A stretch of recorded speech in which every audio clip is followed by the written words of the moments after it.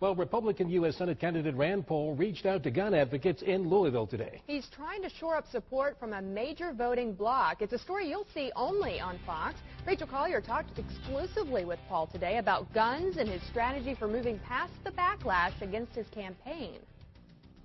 We were the only camera crew allowed into the gun show at the Kentucky Fair and Expo Center today, where I got the opportunity to talk to U.S. Senate candidate Rand Paul about the road to November. Rand Paul can be seen on his campaign website shooting an automatic weapon. The lifetime NRA member and Gun Owners of America advocate says he's a proud defender of the Second Amendment. We must be ever vigilant of our Second Amendment rights. We must continually remind Washington that a majority cannot vote to take away our Second Amendment rights. He was accepted warmly today by gun owners at the National Gun Day show at the Kentucky Fair and Expo Center. Paul has come under fire during his campaign over controversial statements he's made about civil rights, immigration, and the BP oil spill.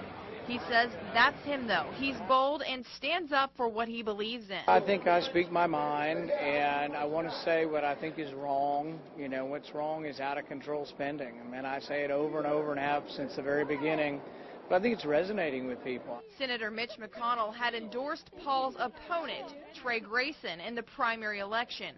Now McConnell is setting aside differences and unifying the Republican Party. Well, we're really excited about it. Senator McConnell and Senator Bunning and all 4 Republican congressmen have signed on to help me with fundraising.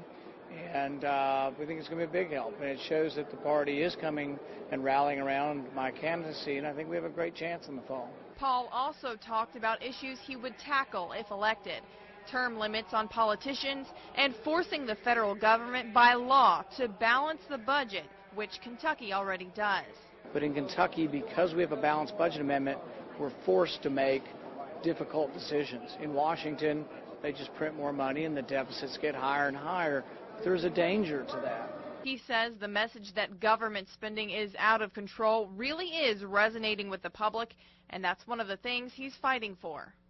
And that fundraising Senator McConnell is hosting will be in Washington on June 24th. Paul faces Attorney General Jack Conway in the November election. Rachel Collier, Fox 41 News.